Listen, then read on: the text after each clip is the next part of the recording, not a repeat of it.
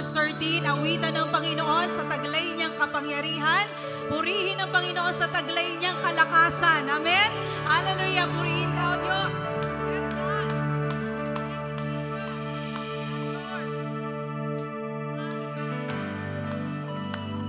Thank you, Father.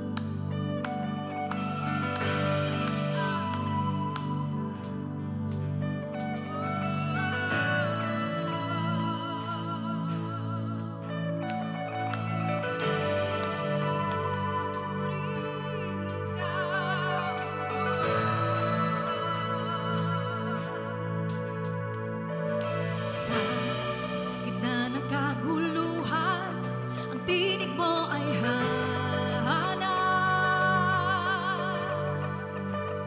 Sa templo mong banal, may bagong kagalakan.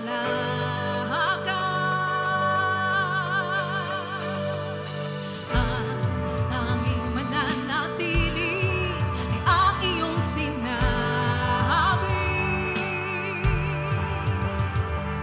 Sa kataas-taasan, ikaw pa rin ang hari. Dakila at kailanman di mahihigitan, ang ngalan mo ay kaligtasan ko. Ang iyong kaharian, ang aking adhika. O Diyos, dalangin ko'y maghari ka.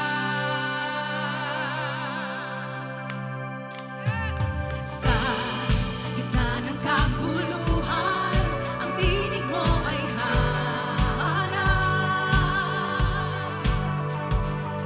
Sa templo mong banal, may bagong kagalakan. Tanging mananatili, ang tanging mananatili ay ang iyong sinabi. Sa kataas-taasan, sa kataas-taasan, ikaw pa rin ang hari. Dakila at kailanman di mahihigitan, ang ngalan mo ay kaligtasan ko. Ang iyong kaharian, ang aking adhika. O Diyos, dalangin ko'y maghari ka.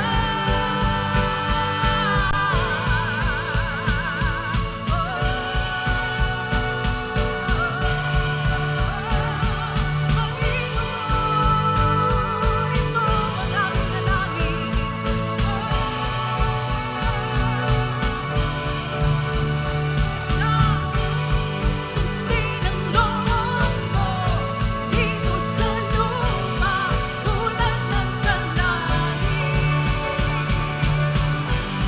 Sa iyo ang kaharian, kapangyarihan at kaluwalhatian. Sundin ang loob mo dito sa lupa, tulad ng sa langit. Sa iyo ang kaharian, kapangyarihan at kaluwalhatian. Dakila at kailanman di mahihigitan, ang ngalan mo ay kaligtasan ko. Ang iyong kaharian, ang aking adhika. O Diyos, dalangin ko. Dakila at kailanman di mahihigitan, ang ngalan mo ay kaligtasan ko. Ang iyong kaharian, ang aking adhika. O Diyos, dalangin ko'y maghari ka. Sundin ang loob mo dito sa lupa, tulad ng sa langit. Sa iyo ang kaharian, kapangyarihan at kaluwalhatian. Isama ating mga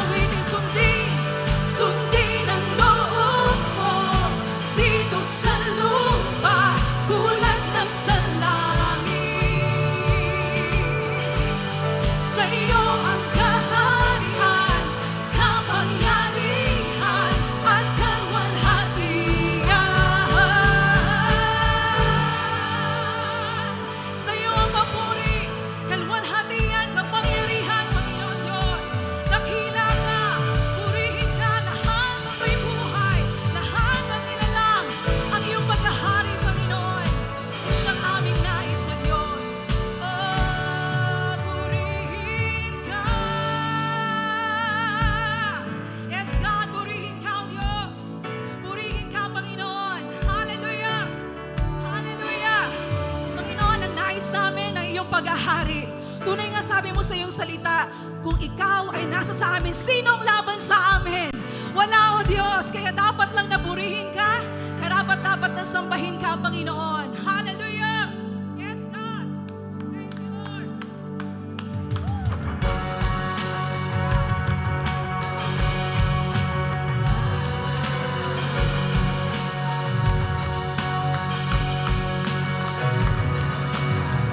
Kung ang laban ang aking tanaw, sa'yo na may tagumpay.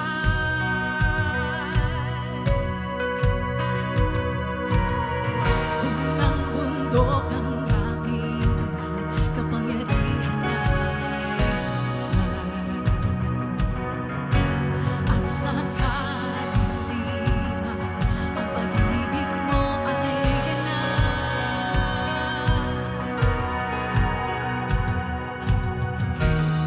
Hindi matatago, sa'yo ako'y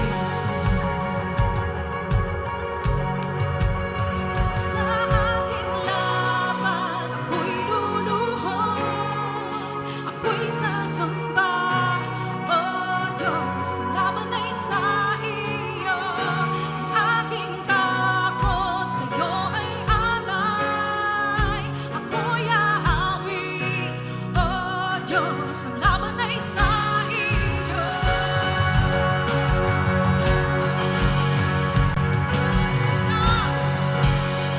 Kung ika'y para sa akin, sinong laban sa akin? Oh, walang imposible. Walang imposible sa'yo, Kristo Jesus. Nakita mo'y magdurusa, nakita mo'y tagumpay. Salamat, O Diyos. Nakita ko'y dalamhati, sa'yo ay ligaya.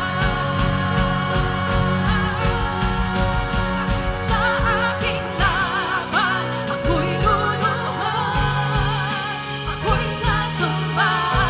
O Diyos, sa laban ay sa iyo, ang aking takot sa'yo ay alay. Ako'y aawit, O Diyos, sa laban ay sa iyo. Dakilang sandigan, ikaw ay manguna. Wala nang babantay sa kapangyarihan mo. Ikaw ay liwanag, ika'y laging nagwawagi. Wala nang babantay sa kapangyarihan mo. Dakilang sandi, ikaw ay manguna, ikaw ay manguna. Wala nang babantay sa kapangyarihan mo. Ikaw ay liwanag, ika'y laging magwawagi. Wala nang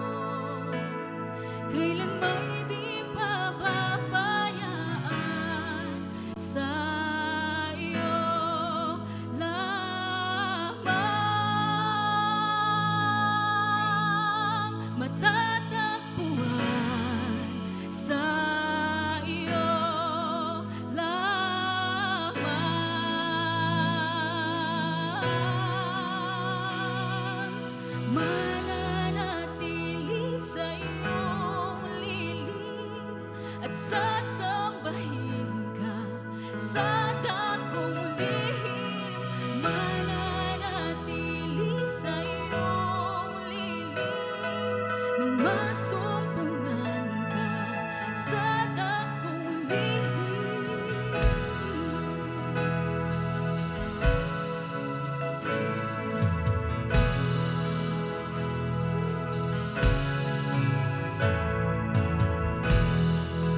Panginoon, ang ngalan mo ay kalinga at sandigan ko, di nababago pangako mo. Salita mo'y panghahawakan sa iyong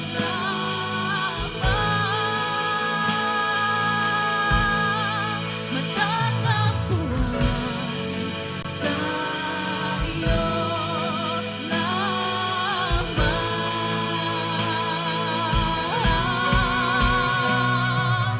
mananatili sa iyong lilim, at sasambahin ka sa dakong lihim, mananatili sa iyong lilim, nang masumpungan ka sa dakong lihim, mananatili sa iyong lilim, at sasambahin ka sa dakong lihim, mananatili sa iyong lilim, nang masumpungan ka sa dakong lihim.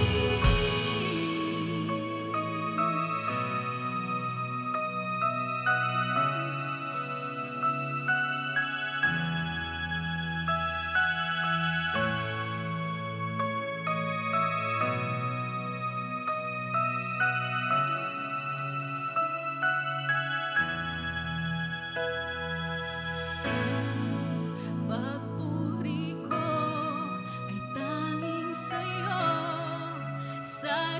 lamang iniaalay, O Panginoon.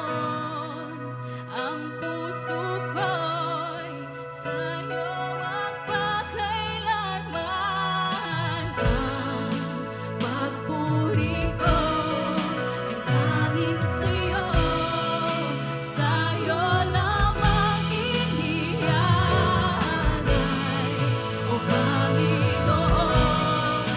Ang puso ko'y sa'yo magpakailanman.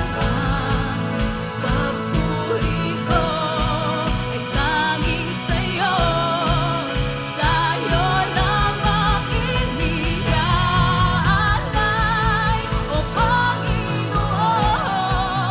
Ang puso ko'y sa'yo magpakailanman, mananatili sa iyong lilim, at sasambahin ka sa dakong lihim, mananatili sa iyong lilim, nang masumpungan ka sa dakong lihim, mananatili sa iyong lilim, at sasambahin ka sa dakong lihim, mananatili sa iyong lilim, nang masumpungan ka sa dakong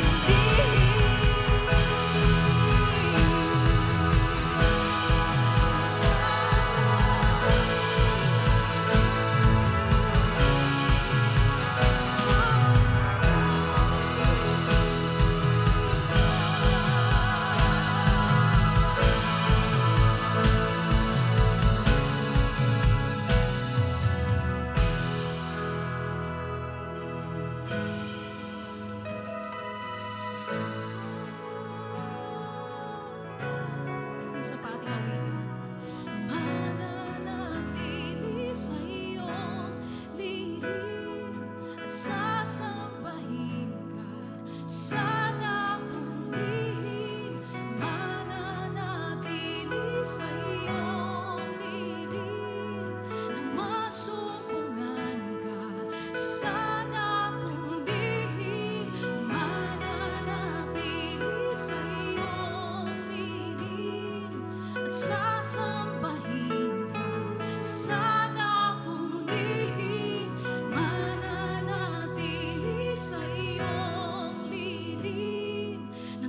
masumpungan ka sa dakong lihim.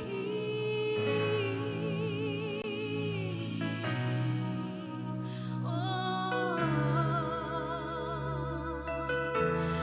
kay ganda ng iyong presensya, napakaganda na magtago sa iyo. Sa iyong lilim aming Diyos, sa iyong lilim aming Panginoon, nagbibigay kapayapaan, ika'y nagbibigay pag-asa, Panginoon. Kami patuloy mong pagharian, kami, Panginoon, ay patuloy mong yakapin. Kami, O Diyos, ay patuloy mong lingapin. Pagkat Ikaw ang Diyos noon, ngayon at kailanman, nangangalaga, nangunguna sa buhay. Purihin ka, purihin ka. O Diyos, minsan pa po tayo po'y sumamba sa Panginoon. Salamat, O God, sa iyong paghahari sa buhay namin. Ikaw ang Diyos noon, ngayon at kailanman. Ikaw ang siyang masusunod sa buhay namin. Hindi po kami, kundi Ikaw. Panginoon, oh, ng aming buhay.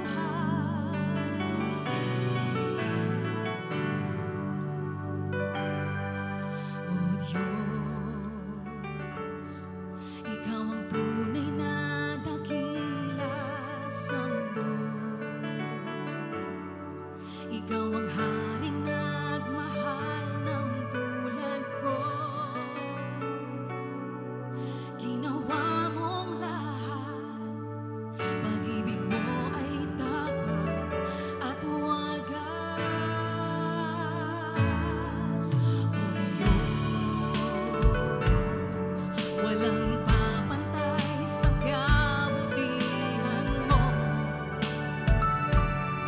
Ang ngalan mo'y itataas sa buhay ko. Sundin ang loob mo, ipaninig ang nais mo.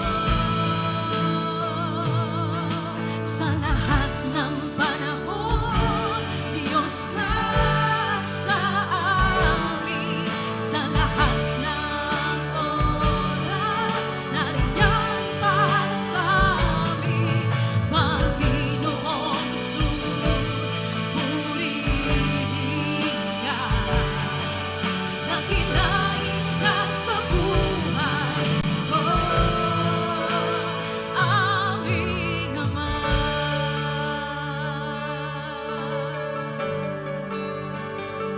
Aming Ama.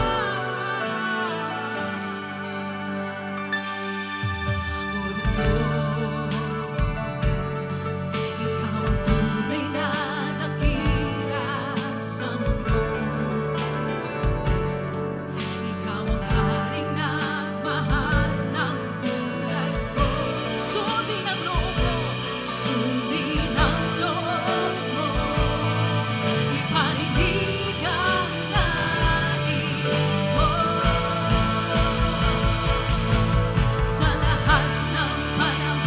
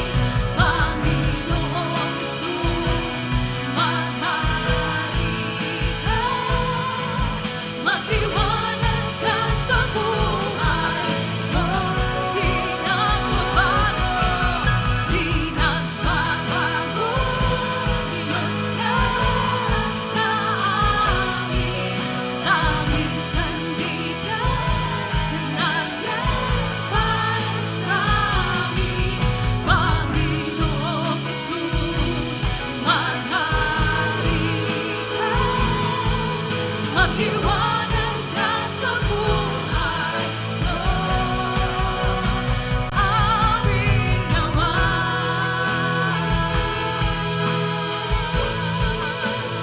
Aming Ama.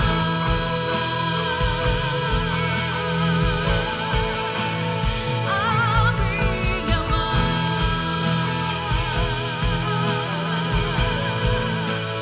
Aming Ama.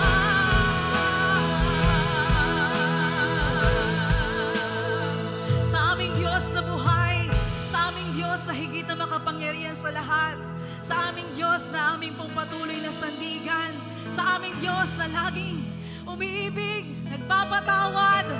Oh, hallelujah! Sa iyo ang papuri, sa iyo ang pagsamba, sa iyo ang lahat, Panginoon, ng lahat ng awiting ito, Panginoon. Ibinabalik namin sa iyo, Diyos, ang lahat ng papuri at pagsamba sa tanging pangalan lamang ng aming Panginoong Jesus, at ang lahat ay magsasabi na, Amen! Amen! Amen! Purihin ka, Panginoon, sa hapong ito. Amen! Pwede po ba nating awitan? Batiin ang bawat isa kahit mag-hi lang po tayo sa nasa kaliwa at nasa kanan. Magandang hapon, magandang araw po sa inyo. So kami ay masaya na kapiling namin kayo para umawit, sumamba at makinig ng mga salita ng Panginoon. Maging doon sa mga nanonood ngayon sa kanila pong tahanan. So patuloy niyo pong i-welcome yung bawat isa, yung pamilya ninyo. Bigyan niyo naman sila ng magandang hi at welcome sa ating pong pagsamba ngayong hapon. Kaya panoorin po muna natin yung video po na ito.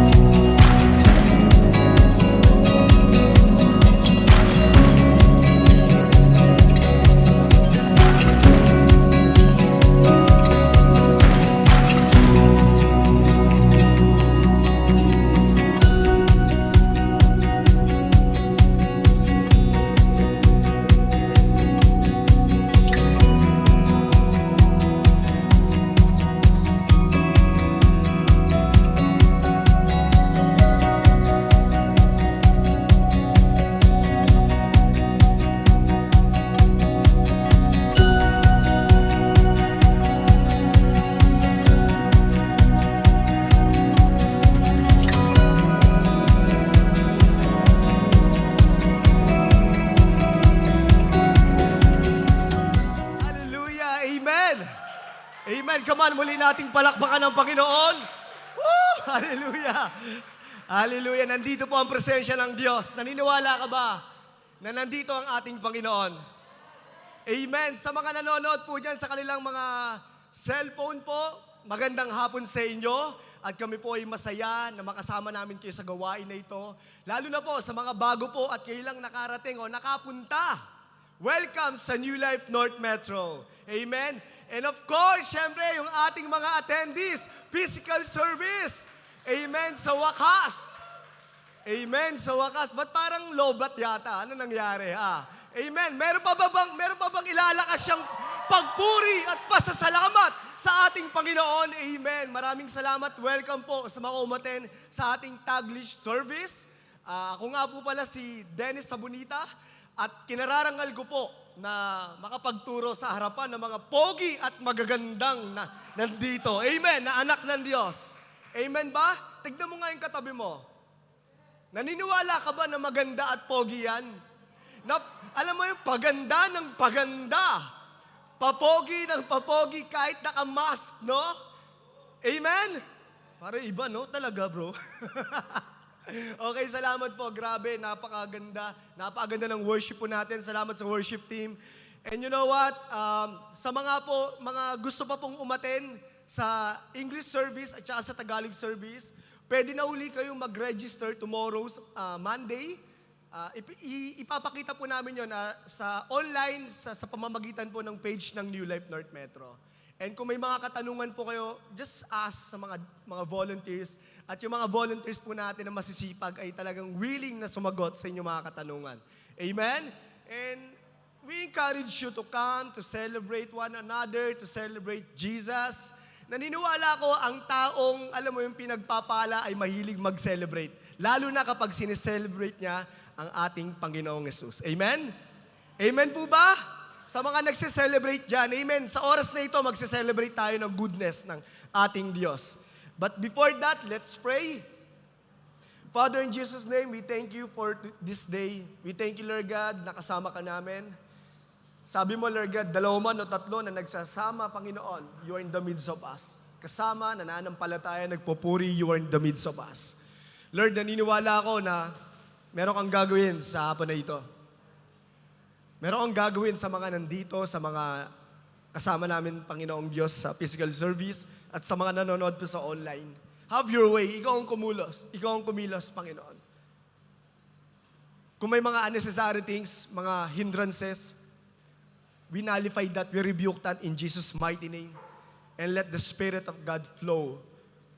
Ikaw ang mangusap, Panginoong Diyos. Salamat po sa word mo na nagpapagaling sa pangalan ni Jesus. Amen. Amen. Hallelujah. Palakpakan nga muli natin ang Diyos. So yun, kamusta po ang bawat isa?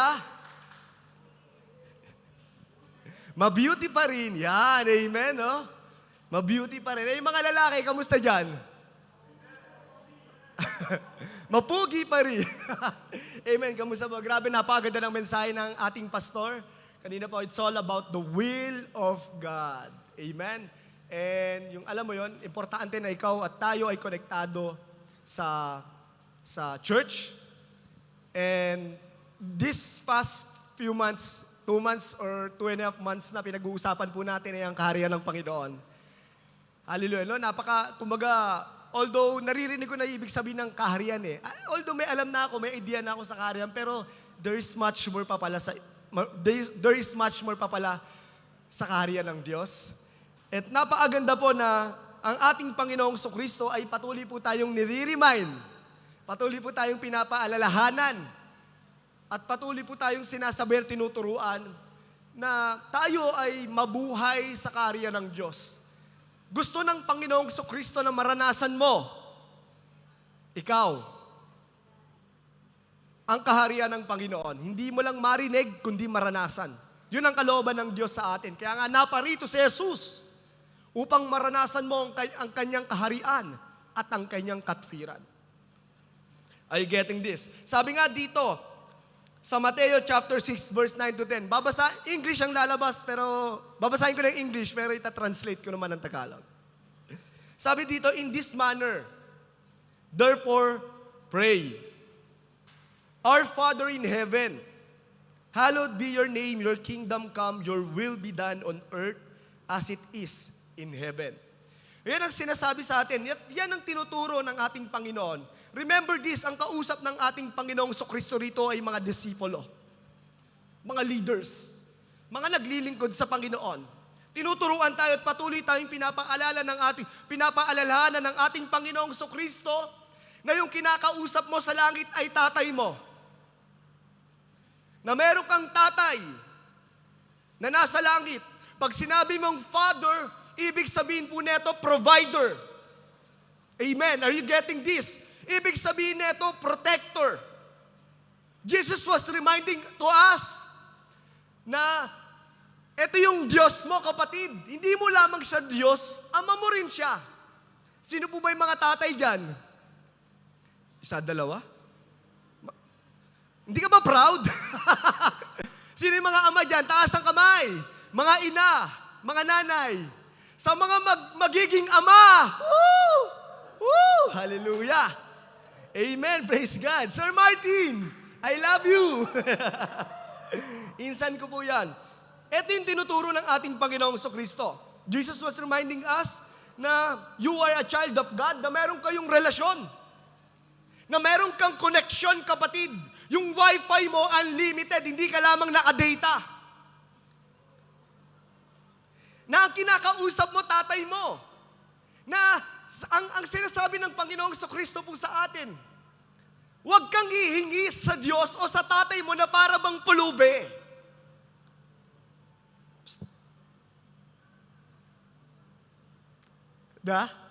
Di ba ganyan pulube, di ba? Hindi naman ako against sa pulube. We love them. Pero ganun, di ba? Parang awa, bibigyan mo, 5 piso, 20, bibila mo ng fishball, ng pagkain. Walang masama po doon. Pero kapatid, hindi ka pulube sa paningin ng Diyos. Anak ka ng Panginoon. Kaya umingi ka sa Diyos bilang isang anak. Lumakad tayo bilang isang anak. Tagapagmana. Hindi mahirap. Pinagpala, pinayaman, kapatid. Napaka-importante po neto na maunawaan po natin kung ano bang kalooban ng Diyos sa atin. Yung will niya. Father. Ibig sabihin nun, loving Father. Ibig sabihin neto, nung binabasa ko ito, listen to this. Nung binabasa ko ito, naunawaan ko na I am safe and secure. Secured ang aking future. Secured ang aking buhay. Sa pag-ibig ng Diyos. Kung hindi mo pa alam kung ano mangyayari sa iyo in the future, kung natatakot ka pa, nangangamba ka ba, kapatid, napaka-importante na kilalanin mo yung Diyos mo. Baka mamaya iba ang sinasamba mo. Baka mamaya ang sinasamba po natin minsan yung ating mga pera. Baka mamaya ang Panginoon po natin minsan yung ating asawa. O di naman kaya yung sarili mo. Correct? Tandaan mo, kapatid, napaka-importante na maunawaan mo na meron kang tatay, meron kang Diyos na siya ay lumikha ng langit at lupa. At gusto niyang maranasan mo kung ano ang meron sa kaharian. Hallelujah. Sabi dito, your kingdom come and your will be done on earth as it is in heaven. Kung anong meron dyan sa langit. Kung anong kaharian mo mangyari sa akin. Anong meron sa langit, your kingdom come, your will be done. Pag sinabi po natin kingdom, di ba nga, nung mga nakaraan, pinag-aralan natin, pag sinabing, kasi dito sa Pilipinas, wala naman tayong kingdom eh. Correct?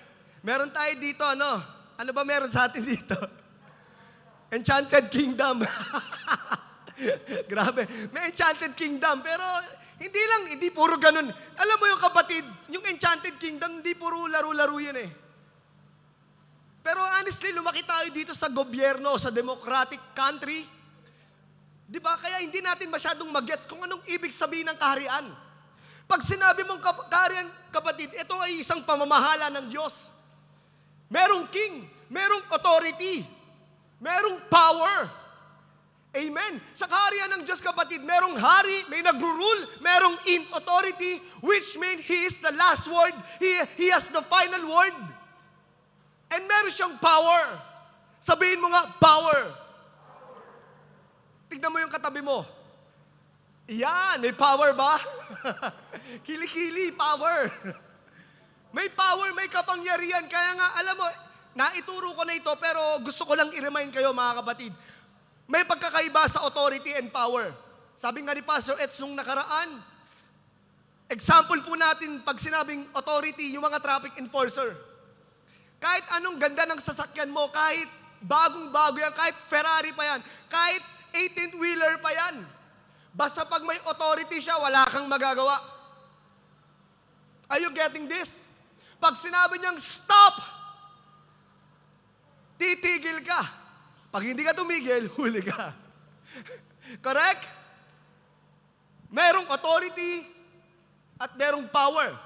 Nakakatuwa, hindi lamang authority ang ipinagkaloob sa atin ng Panginoon, kundi power. Sabi ng salita ng Diyos sa Acts chapter 1 verse 8, when the Spirit of God or the Holy Spirit is come upon you, you shall receive power.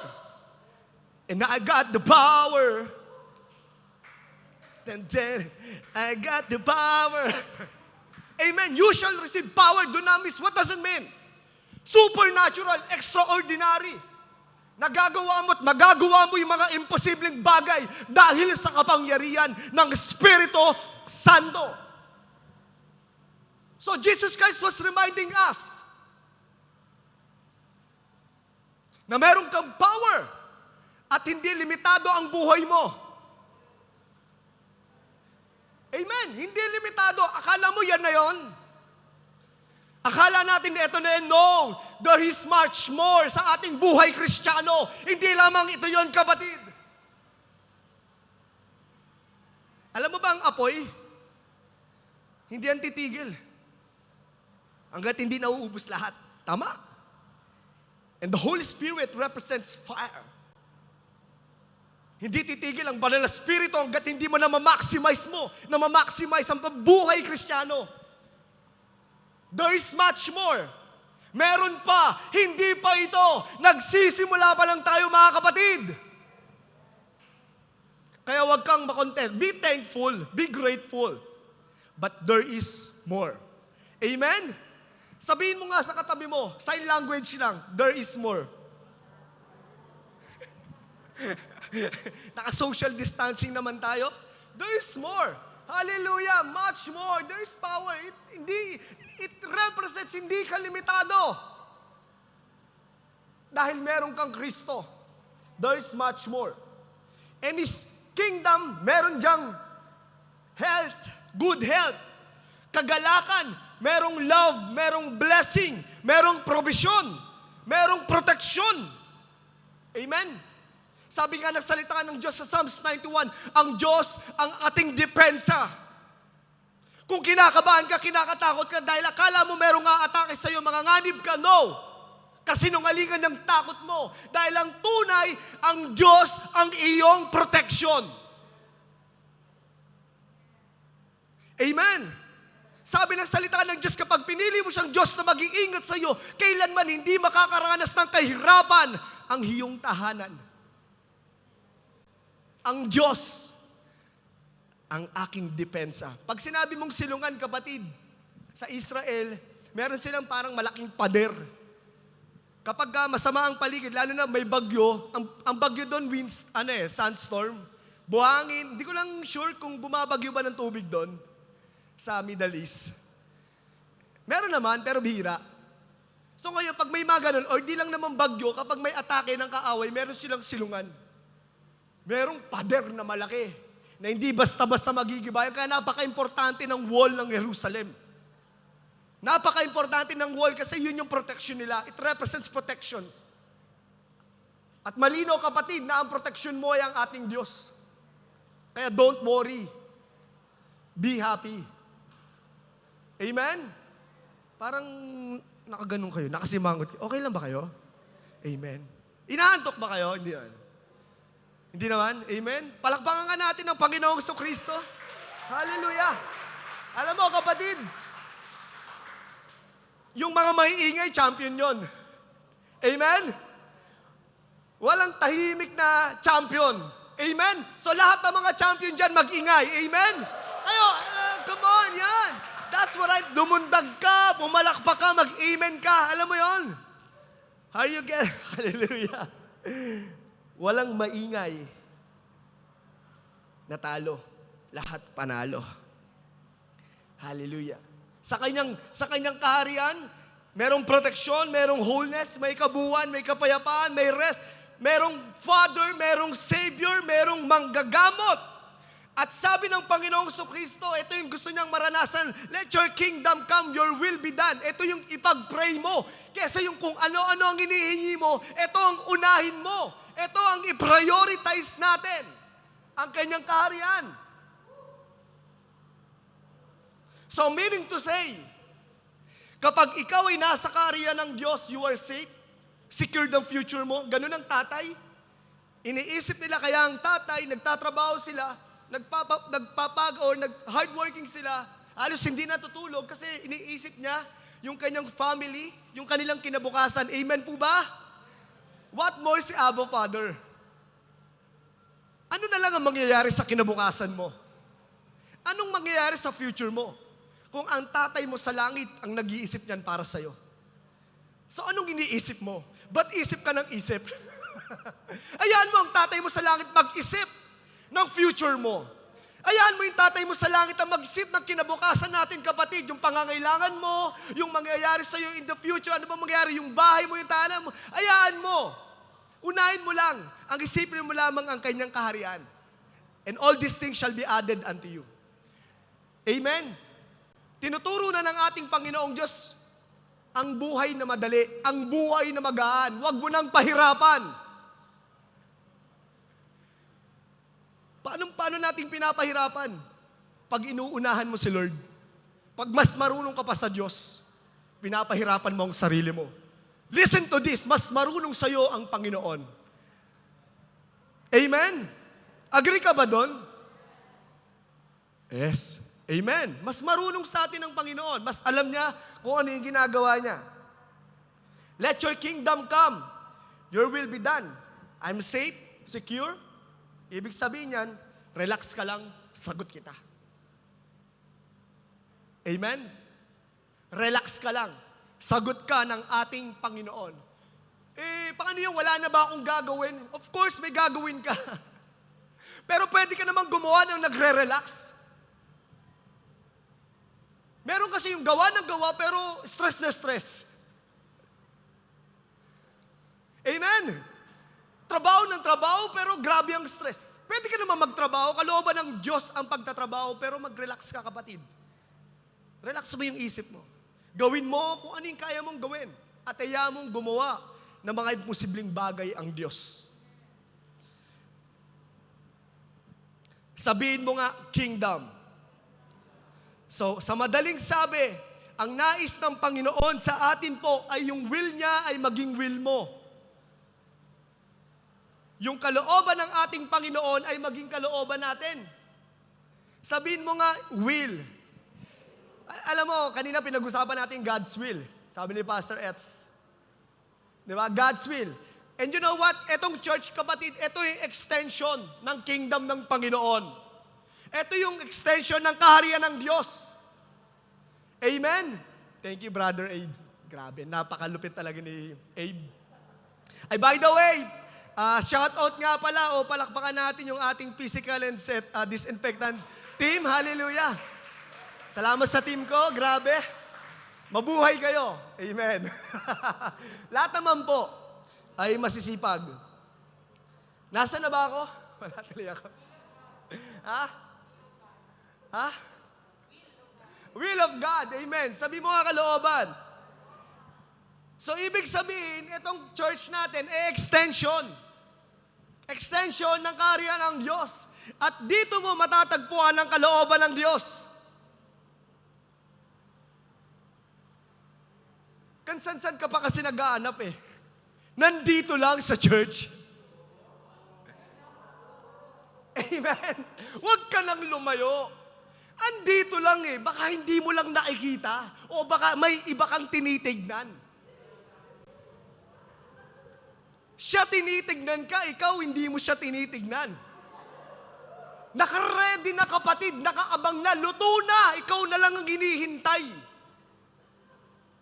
Kaya lang, gusto mo palaging magpahintay. I'm not saying, hindi lang ito patungkol sa love life.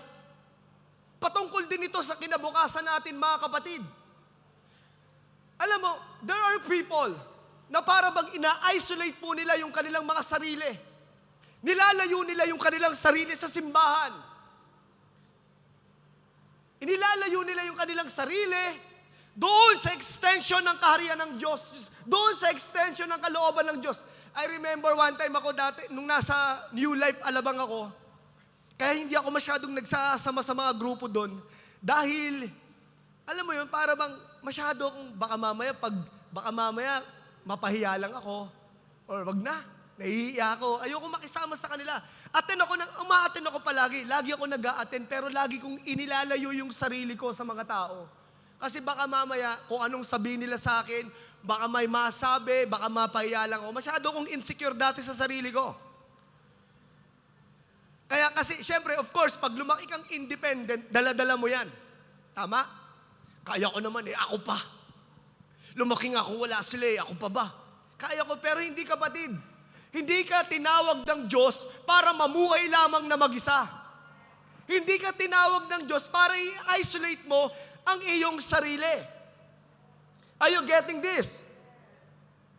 Sabi nga po dito sa Mga Ngaral 4 verse 9 to 12, ang dalawa ay mabuti kaysa isa. Naniniwala ba kayo doon?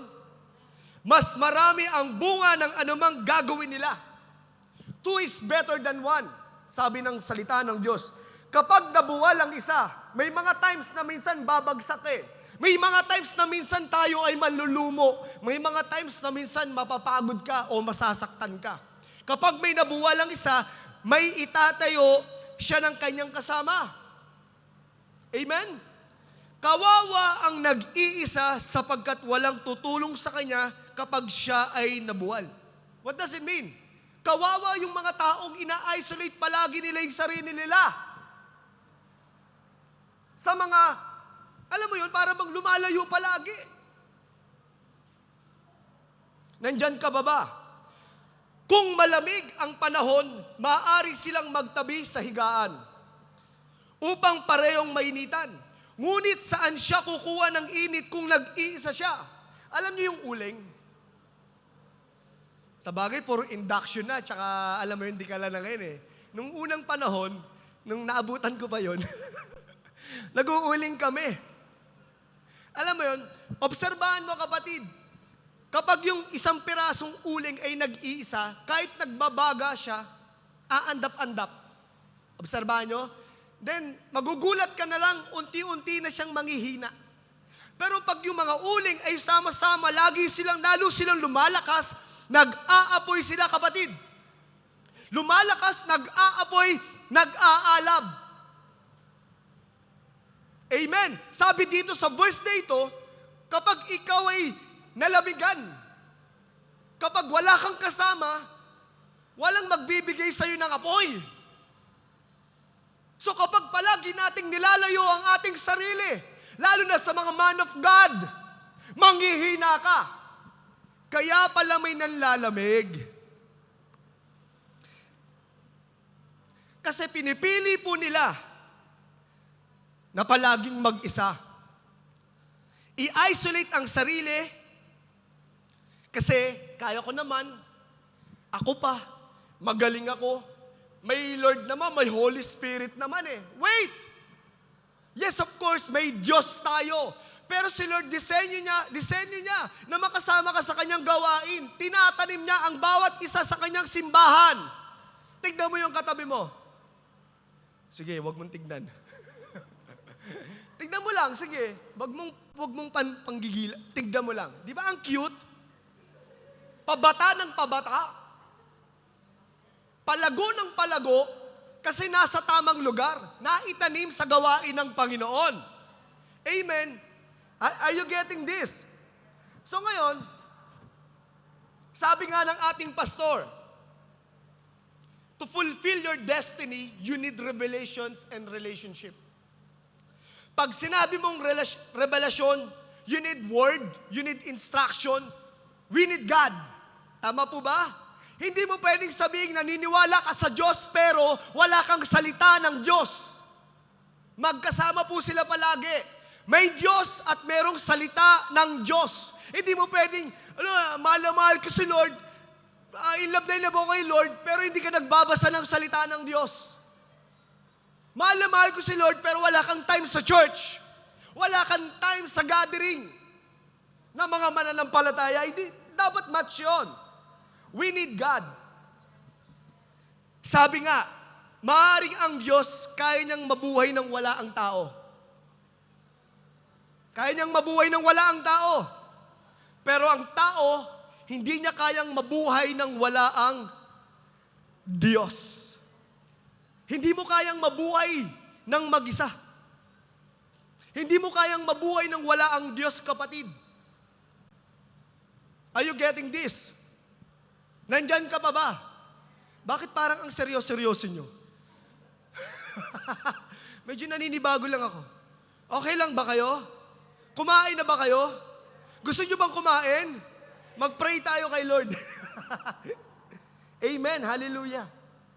Maaring ang Diyos, kaya niyang mabuhay na mag-isa. Pero ang tao, hindi niya kayang mabuhay nang wala ang Diyos.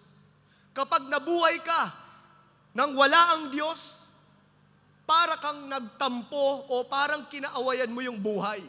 At ang minahal mo ay ang kamatayan. Are you getting this? Okay lang ba? Happy ba kayo? Pag minahal mo, sabi ng Proverbs yan, minahal mo ang kamatayan. Kapag lumayo ka sa Panginoon. At ang sabi ng salita ng Diyos, o ang sabi ng ating pastor, revelation and relationship. Sabi mo nga, relasyon.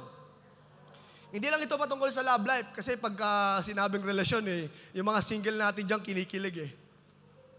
No, yun ang lakas ng tawa . Nasa dulo yan . Pag sinabi mong relasyon, listen to this.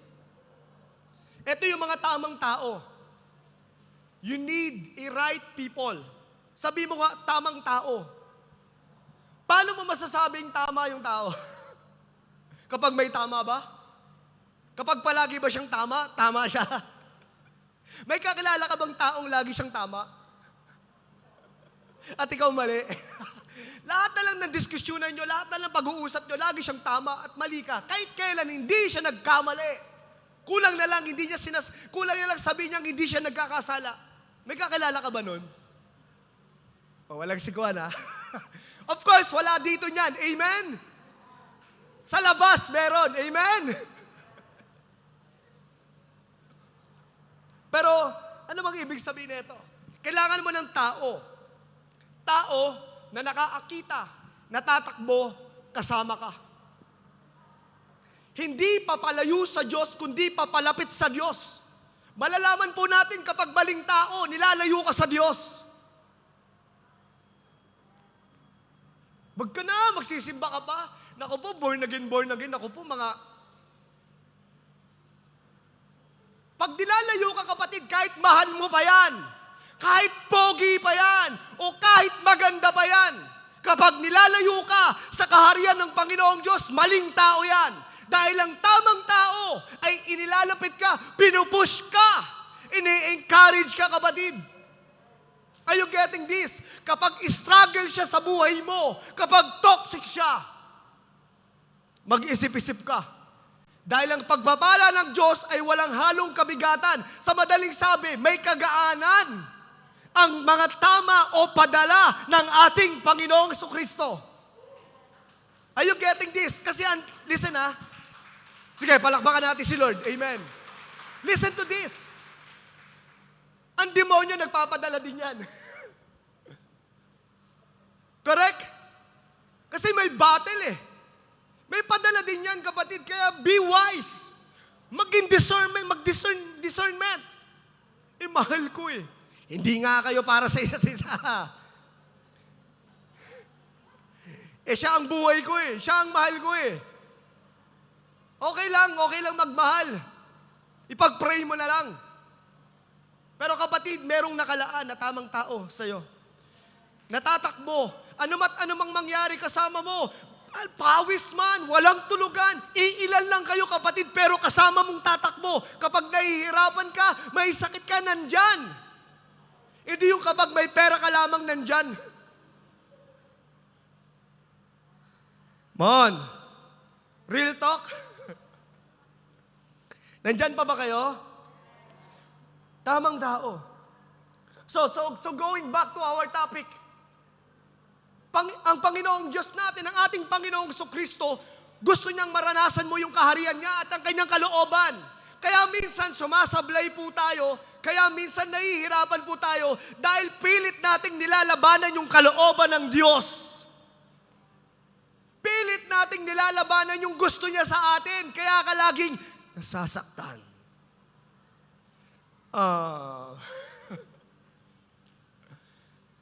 There's nothing wrong sa ambisyon. There's nothing wrong magplano. Magplano para sigurado.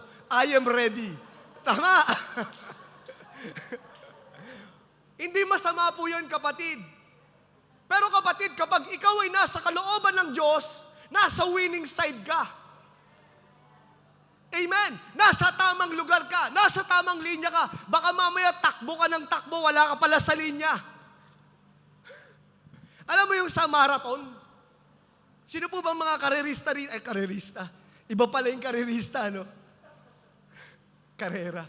Yung sa marathon, yung takbuhan, sino po ba sumali sa competition na yun? Ako lang ba? Pastor Ruben, hallelujah. Hindi, Pastor Ruben, ma-share ko lang sa'yo, sumali din ako dyan sa takbuhan. Pero hindi marathon, yung mga sprint lang, mga ganun. Mga 1,000 meters, ganun. Ang sarap, no, Pastor Ruben, ang sinasabita ka ng ginto. Kaya lang yung mga ginto ko noon, hindi ko kasi alam yung value. Kaya nung na-arbor na mga pinsan ko, pinamigay ko lang. Pero naranasan ko siya. At kailangan nasa tamang lugar ka, nasa tamang linya ka. Kasi merong finish line, merong direksyon. Baka mamaya, kapatid, wala ka dun sa linya. Takbo ka ng takbo, pero hindi mo alam saan pupunta. Hindi, tumatakbo ko eh. Hindi masipag ako eh. Palagi akong busy. Hindi ibig sabihin busy ka, productive ka. Hindi ibig sabihin busy ka, may napapala ka. Hindi ibig sabihin busy ka, ay papunta ka doon sa finish line. Sa karera na inihanda sa'yo ng Panginoon. Are you getting this? Am I talking to someone? Kasi lagi nating excuse ang pagiging busy. Lagi nating excuse ang pagiging abala. And there's nothing wrong. Pero please, wag nating kakalimutan o kakaligtaan, i-prioritize ang number 1 sa buhay mo, ang ating Panginoong Kristo. Wag nating kakalimutan ang karya ng Diyos dahil sinasabi ng salita ng Diyos, siya yung provider mo, siya yung source mo, kapatid. Kapag dinisconnect mo ang iyong sarili sa vine, what will happen to you? Kapag dinidisconnect natin yung sarili natin sa gawain ng Panginoon, sa palagay mo, lalakas ka? Sa palagay mo, sisigla ka? Hindi porket COVID ay excuse ka na mag-disconnect o mag-isolate. Maraming paraan. Pag gusto, maraming. Pag ayaw, maraming. And I thank you. Are you getting this? Kapag gusto, kapatid, hindi excuse ang sitwasyon para i-disconnect mo. Nakaka-offend yung mga kasama ko sa church . Opo, lahat po tayo dumadaan dyan. Pero tandaan mo, tinawag ka ng Diyos hindi para sa mga taong hindi naniniwala sa'yo. Tinawag ka ng Diyos para sa mga naniniwala sa'yo. Hindi lahat okay ka. Okay lang yon. Karamihan may komento, pero okay lang yon. Nandyan ka pa ba? Ba't 0-0 na to? Tapos na ba ako? Manager. Amen. Are you getting this? Hindi lahat, pero it's okay. Tuloy lang, kapatid. Kaya nga, kumbaga para bang, kasi nakasalalay dito, hindi lang yung kinabukasan mo, kundi yung mga taong nakakonekta sa buhay mo. Hallelujah. So, madaling sabi, ang disenyo ng Diyos sa bawat isa ay maging sistema mo ang sistema ng kaharian niya. Nandyan ka pa ba? Maging sistema ko ang sistema ng kaharian ng Panginoon. Disenyo ng Diyos na maging systematic ka, hindi problematic. Pag sinabi mong problematic, alam mo yun, walang tao. Lagi na lang may problema sa buhay. Kung ano yung problema niya noong 5 years ago, yung pa rin ang problema niya ngayon. Ano ba yan? Wala bang katapusan yan? Are you getting this? Of course, lahat tayo may challenge, lahat tayo may problema. Pero kapatid, lahat ay nasusolusyonan dahil sa biyaya ng ating Panginoon. Disenyo ng Diyos na maging systematic ka. Pag sinabi mong systematic, you are carefully following the steps of the method. Sa madaling sabi, unti-unti pong nasusunod, nahakbangan yung sistema. Pag sinabi mong sistema, kapatid, ito yung procedure eh. Ito yung para bang pamamaraan ng isang organisasyon, kaya lumalago, kaya nagiging matagumpay, kaya nagpapatuloy kasi may sistema. Kapag walang sistema, ang buhay mo, kapatid, walang paglago, walang pagtagumpay. Kasi bahala ka na. Sistema. Sabihin mo nga, sistema. Paki-comment nga dyan sa mga nag-o-online, pakisabi naman, sistema. Ibig sabihin po nito, pamamalakad, ito ay pamamaraan. Ang purpose ng sistema ay magkaroon ng kaayusan or order ang isang organisasyon. Tama po? Tulungan yung isang company na mag-run. Magkaiba ang tandaan nyo hindi ko makalimutan ito Sabi ni Pastor, tandaan mo Dennis, magkaiba ang tindahan o karinderya o sari-sari store at grocery store. Although pareho lang naman sila nagtitinda. Pero malaki ang difference niyan. Ang difference yan, ganito. Sa sari-sari store, all around ka. Ikaw ang nagtitinda, ikaw ang namamalengke, ikaw ang nagbebenta, ikaw ang nagbibilang. Alam mo yan, sinasawuran mo sarili mo. Pero pag sa grocery store, meron kang manager, meron kang supervisor, meron kang, alam mo yun, admin. Anong purpose? Kahit wala yung boss doon, basta may sistema, kapatid. May mga empleyado ka. Mabuti ang lahat. Nagra-run. Tuloy-tuloy yung takbo ng isang organisasyon. Kasi may tamang sistema. Sabihin mo nga, sistema. So, sinabi ko nga, ang purpose ng sistema, anong purpose ng sistema? Magkaroon ng kaayusan, ng order, ang isang organisasyon. At sabi nga dito sa Genesis chapter 1, verse 1 to 3, in the beginning, God created the heavens and the earth. Amen? The earth was without form. Sa pasimula ay walang hugis, walang laman, void. And darkness was on the face of the deep. And the Spirit of God was hovering over the face of the waters. Then God said, let there be light, and there was a light. So in the beginning, walang sistema. Chaotic. Kapag walang sistema, kapag wala sa order, kapatid, chaotic. Chaos. Kahit anong sipag natin, kahit anong ganda ng talento natin, kahit sabihin na natin anong lakas natin, kapag walang sistema, chaotic. Tama? Mapa-organisasyon, mapa-negosyo, mapa-simbahan, mapa-ministry, chaotic. Pero nung sinabi ng salita ng Diyos, and God said, let there be light. So nung nagsalita ang Diyos, nagkaroon ng kaayusan, nagkaroon ng order. Tama po? Nagkaroon, kaya nga ang Diyos, pag nagsasalita sa iyo, ang ibig sabihin ng Panginoon para magkaroon ng sistema ang iyong buhay. Para magkaroon ng kaayusan, para magkaroon ng order. Baka mamaya wala sa ayos. Amen? At ang Diyos kapag nagsasalita, para po ito sa iyong kinabukasan, para ito sa iyong purpose, para ito sa iyong journey, para ito sa iyong destiny, sa plano niya. That every time God speak, magbibigay po ito ng liwanag. Pag sinabi mong liwanag, ipapakita niya sa iyo kung ano yung totoo. What is real? Are you getting this? Ang purpose ng liwanag, to see clearly. Ano yung mga bagay na hindi natin nakikita?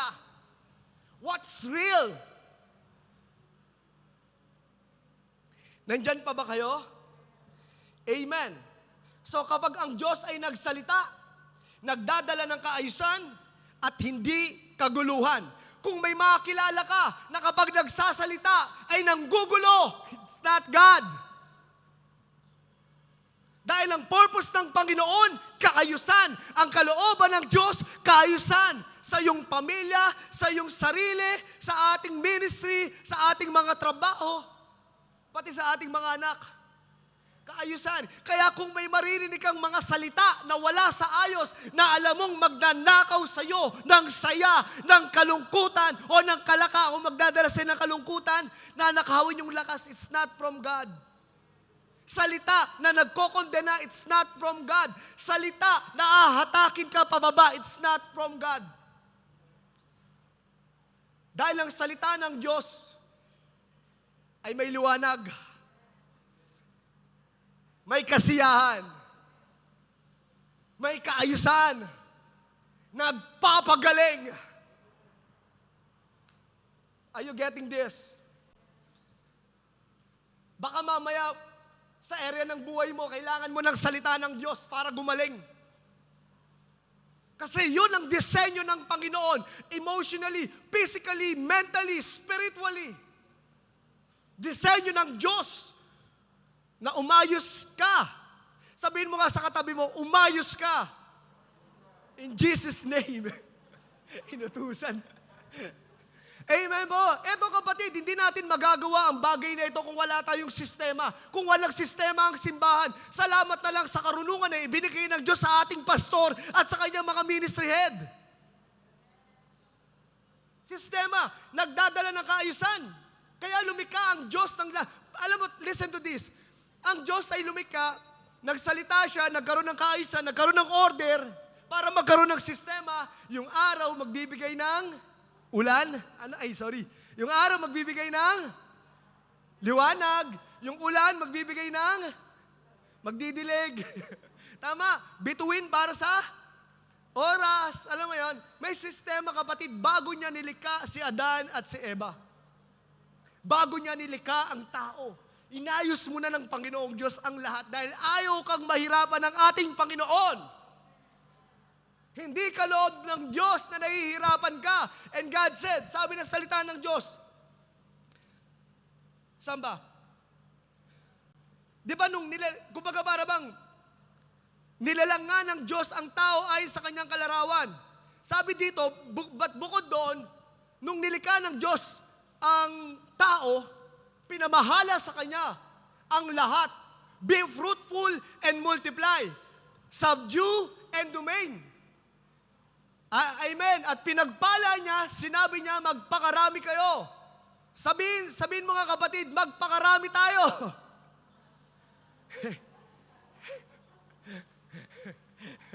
Amen. I believe, hindi lang ito patungkol sa mga anak. Patungkol din ito sa simbahan. Patungkol din ito sa negosyo. Patungkol din ito sa mga taong may takot sa Diyos. Be fruitful and multiply. Magpakarami kayo. Sakupin nyo ang daigdig. Obserbahan nyo. Yung mga malls, yung mga fast food, sinasakop nila yung bawat lugar. Kasi may sistema. At galing yon sa salita ng Diyos. Kaya nag-grow. Nandyan ka pa ba? Sistema. To conquer. Be fruitful. Pero listen to this. Sa may heart magnegosyo, o bago ka mag-multiply, kailangan maayos mo ng sistema mo. Kailangan naiintindihan muna natin, maayos na sa order ang ating buhay. Baka mamaya, kapag wala sa ayos, ang minultiply mo ay yung wala sa ayos. So ngayon, ang nangyari, dalawa ang problema mo. Nagets nyo? Gusto ko mag-business. Wala pang ayos, wala pang sistema tong negosyong ito. Tapos gusto ko ulit magnegosyo. So ano nangyari? Anong ipapasa mo sa panibagong negosyo kung yung dito hindi pa ayos? Nag-multiply ka nga, pero hindi sistema, hindi maayos, wala sa order, wala rin magulo. Gusto muna ng Panginoong Diyos na maging maayos ka. Kaya nga, sinabihan niya si Adan at saka si Eva na maging maayos. Ito yung sistema na dapat niyong gawin para maganda yung flow ng buhay, para gumaan ang iyong buhay. Hindi paatras, hindi pailalim, kundi paangat. Amen. In Genesis chapter 2 verse 15 to 17, inilagay ng Panginoong Yahweh ang tao sa halamanan ng Eden upang ito'y pagyamanin at pangalagaan. Sinabi niya sa tao, makakain mo ang alingmang bungang kahoy sa halamanan, maliban sa bunga ng punong kahoy na nagbibigay ng kaalaman tungkol sa mabuti at masama. Huwag na huwag wag mong kakainin ang bungang iyan sapagkat sa araw na kainin mo yan ay mamamatay ka. Anong ibig sabihin nito, mga kapatid? Anong ibig sabihin po nito? Ang Diyos ay nagbigay ng boundaries. Nag-set ng boundaries. Alam mo yung boundaries, hanggang dyan lang. Para saan? To protect us. Pwede mong kainin pero wag lang ito. And also, God was reminding to us na kailangan din natin ng boundaries. To protect your calling, to protect your purpose, to protect yung pinagkatiwala sa ng Panginoon. Baka minsan kasi masyado kang lumalagpas.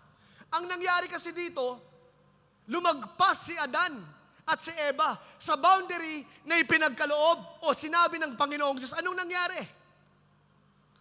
Kapag lumagpas ka sa boundary na sinasabi sa'yo ng Diyos, magkakasala ka. Lumagpas sa salita ng Diyos. Inangatan ang salita ng Diyos. Hallelujah. That's the problem. Minsan, mas marunong tayo sa Panginoon. Sabi ng Diyos, pero hindi, Lord, ito gusto ko eh. Ito yung sinabi ng Panginoon, pero ito yung gusto ko. Ito yung kalooban, ito yung nais ko. That's the problem. Minsan, mas magaling pa tayo sa Panginoon. Kaya nangyari, nasira yung sistema. Naging problematic. Nawala. Wala sa ayos. Kaya nga the reason why Jesus came, upang ibalik yung maayos na sistema na yon sa buhay mo, sa buhay ko, sa buhay po natin, para magkaroon ng kaayusan. Sabihin mo nga kaayusan. Sabihin mo nga sistema. Parang nalolobat. Ulit, kaayusan. Sistema. Kaya yun ang purpose ng ating Panginoong Hesus. Kaya nga isinishare at ibinabahagi ng ating Panginoon ng kaharian dahil gusto ng ating Panginoon at yung kanyang kalooban ay maging sistema mo. At ang sinasabi dito sa Acts chapter 5, Gawa chapter 5, labis na nainggit sa mga apostol ang pinakapunong pari at ang mga kasamahan niyang Seduseo, kahit kumilos na sila. Ngunit kinagabi ay binuksan ng isang anghel ng Panginoon ang bilangguan. Kasi because of inggit, listen to this. Sinabi nito sa kanila, dahil sa inggit, ipinakulong si Pedro at si Juan, yung kanyang kasama. Pinakulong sila. At dahil doon, ngunit kinagabi ay binuksan ng isang anghel ng Panginoon ang bilangguan at inilabas ang mga apostol. Sinasabi nito sa kanila, pumunta kayo sa templo at ipahayag sa mga tao ang lahat ng bagay tungkol sa bagong pamumuhay na ito. Ito yung sinasabi ng ating Panginoon. Ito yung itinuturo sa atin ng mga apostol ng salita ng Diyos. Magkaroon ng bagong pamumuhay ang buhay mo. Are you getting this? Are you listening? Ako, naniniwala ko hindi ito bagong pamumuhay lamang eh. Ito yung original na pamumuhay na disenyo ng Diyos sa mga tao. Kaya lang nawala because of disobedience. At ito yung gustong maging buhay uli natin ng Panginoon, kaya ibinabalik niya much more. Kaya sila pinakawalan, kapatid. Dahil ang sabi ng anghel sa kanila, ipangaral ang bagong pamumuhay na ito, which is the gospel, the kingdom of God. Kasi kapatid, listen to this. Kapag narinig ng mga tao ang patungkol kay Jesus, kapag ang mga tao ay nakaunawa, narinig nila ang mabuting balita, narinig nila ang pangaral patungkol kay Jesus, their life will never be the same again. Kapag naintindihan nila ang patungkol kay Jesus, katapusan na ng demonyo. Hindi nila narinig, Lord. Kapag narinig nila at naunawaan nila ang patungkol kay Jesucristo, naranasan nila ang pag-ibig ng Diyos, tandaan mo, ang mga tao ay may kapangyarihan ng humindi sa gusto ng demonyo. because of Jesus. Because they understand the love of God, the finished work of our Lord Jesus Christ. May karapatan ka nang mag-resist. Sabi ng salita ng Diyos, submit to God, resist the devil, and he shall flee. Meron ka ng kapangyarihang tumanggi. Tandaan mo kapatid, kapag narinig ng mga tao ang pangaral patungkol kay Jesus, sila'y magiging tunay na malaya. Pag sinabing tunay na malaya, may desisyon na sila. May choices na sila. Kasi itong mga taong ito, mga kapatid, wala silang choice. It's normal to them na gawin yung mga bagay na gusto nila. Wala kasi silang choice.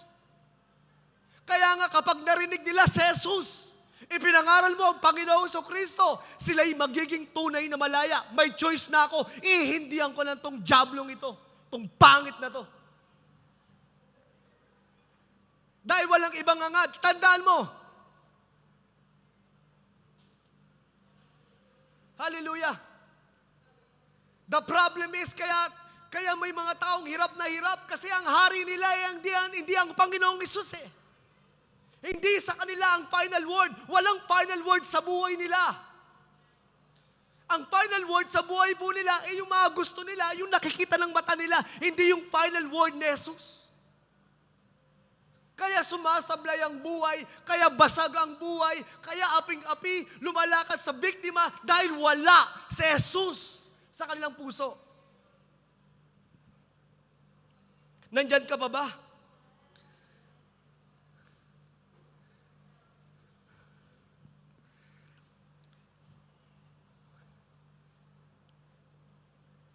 Hallelujah.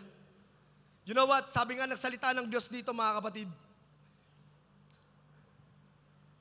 Sa Lucas chapter 2 verse 10 to 11. Ngunit sinabi sa kanila ng anghel, huwag kayong matakot. Sabihin mo nga sa katabi, huwag kayong matakot. Ako'y may dalang magandang balita, good news. At ang good news ay hindi nakakatakot. Correct? Good news eh.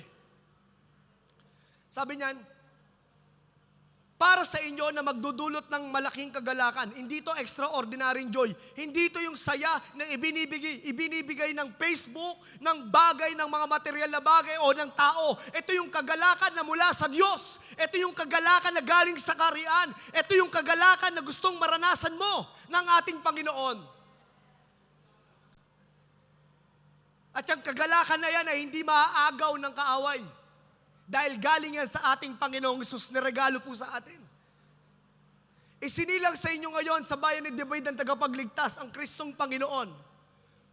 So malinaw, ang purpose ng ating Panginoon, bigyan ka ng isang malaking kagalakan. At mararanasan mo ang malaking kagalakan sa ating Panginoong Hesus. Alam mo kapatid, minsan lagi tayong nanonood ng yung mga punchline, yung mga comedy bar, para bigyan ka ng saya.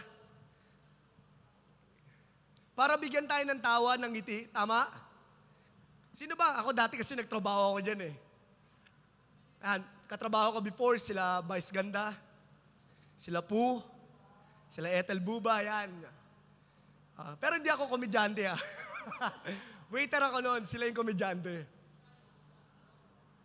At minsan, kaya tayo nanonood ng mga bagay na yun kasi gusto nating tumawa. Gusto nating sumaya. Para kahit papano yung mga problema ng buhay na ito, makalimutan natin panandalian lamang. Kaya nga lang, panandalian lamang, hindi siya naglalast. Temporary lang, hindi siya naglalast. Yung saya ng binibigay ng tao, hindi naglalast. Temporary lang, mawawala. Pero yung sinasabi ng salita ng Diyos, etong kagalakan na ito yung maglalast.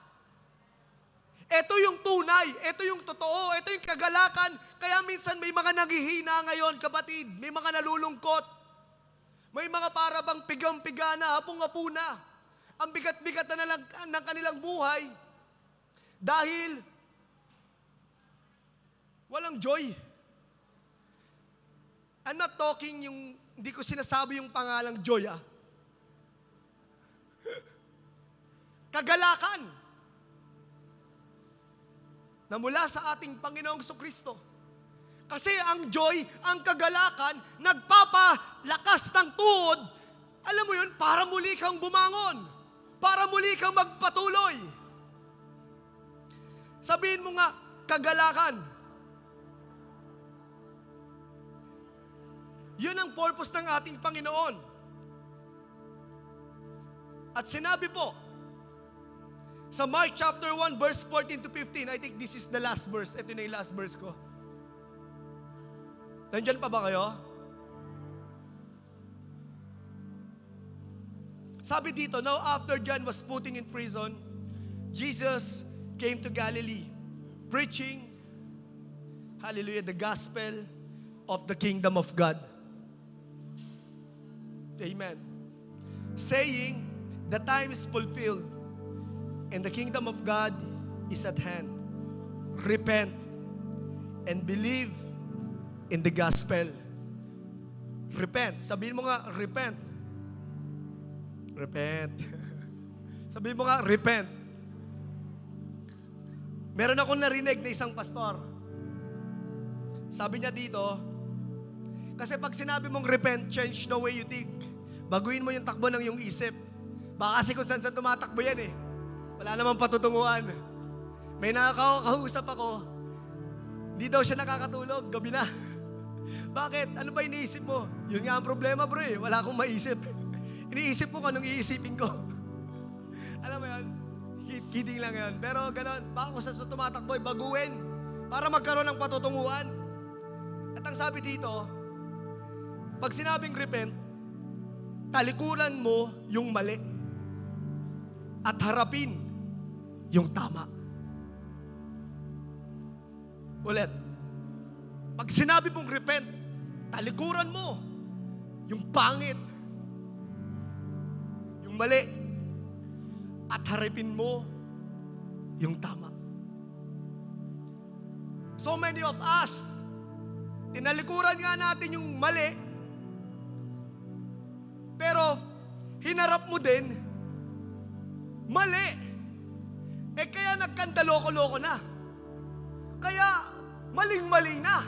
Doble na yung mali. Kasi tinalikuran yung mali at ang pagharap, mali pa rin.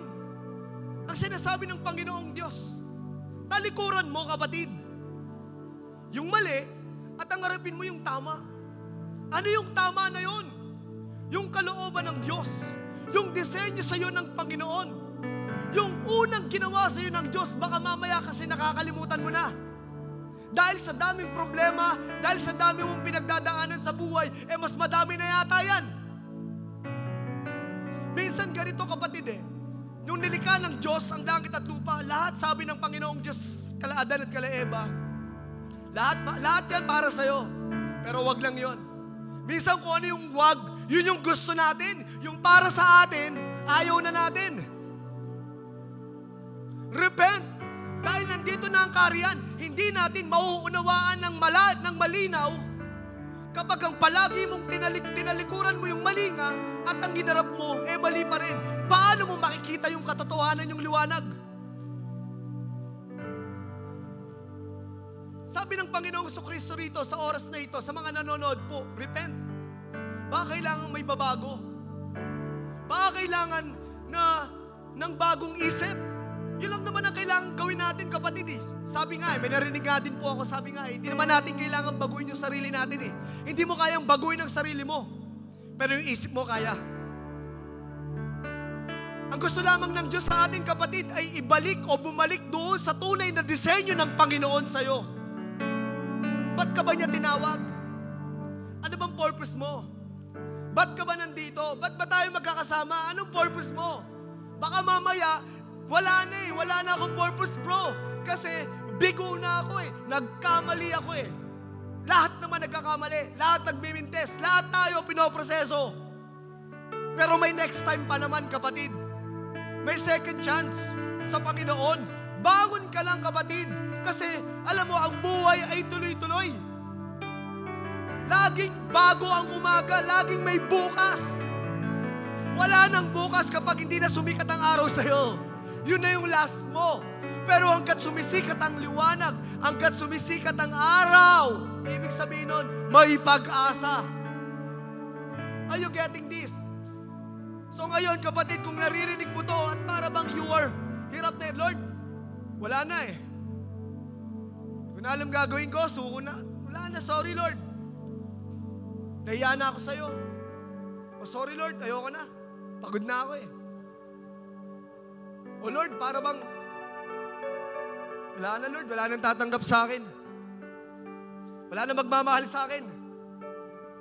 Wala na eh. Ginawa ko naman lahat pero iniiwan nila ako. Wala na nagpapahalaga sa akin. Eto, teka lang. Alam mo, sabi nga ng lolo ko, si Reinhard Bonnke, German din kasi yun. Evangelist Reinhard Bonnke. Pag sinabi daw zero, bro, sa lugar nila, ang ibig sabihin ay you're nothing. You're bokya. Wala kang value, wala kang halaga, walang say, walang kwenta, wala kang impact, hindi ka, kumbaga others ka. Pag sinabi mong zero, para bang wala problema, wala talaga. Wala kang saysay pag sinabi mong bokya.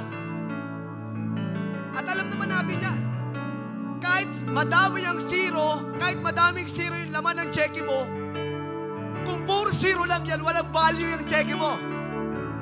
Tama. At yun ang ipinamumukha sa atin ng mundong ito. Zero ka. Tignan mo yung katabi mo. Zero.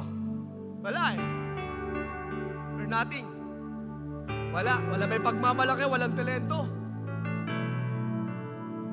Pero alam mo kapatid, si Jesus, ang number one. Pag ang number one ay inilagay mo sa zero, nagkakaroon ng halaga yung zero at nagiging number 10 siya.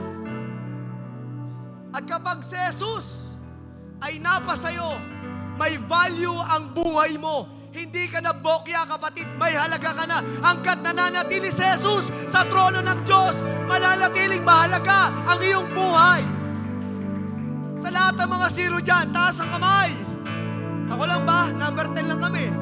Zero, ibig sabihin kapatid, may value ka na kasi may number one ka and His name is Jesus. And you know what? Listen, madaming zero dyan na nasa labas. Maraming zero, maraming pinamukha sa kanila ng mundo na wala silang halaga. At kailangan nilang maidagdag sa number one para magkaroon ng value ang kanilang buhay. Amen po ba? Amen. Palakpakan natin ang Panginoon. Father, in Jesus' name, salamat Lord God. Sa oras na ito, pagpalain mo ang mga salita, Lord God, na kanilang narinig.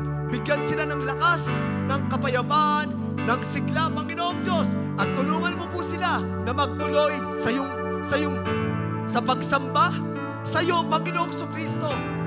Kung sila po'y nanghihina, Panginoon, palakasin niyo po sila, Lord God. We need you, Jesus. We need you, Lord God. We need you, Holy Spirit. Empowered us. Filled us, Lord God. Equip us, Panginoon, para palagi naming maharap ng matagumpay ang araw-araw. Marami pong salamat. We love you and we honor you.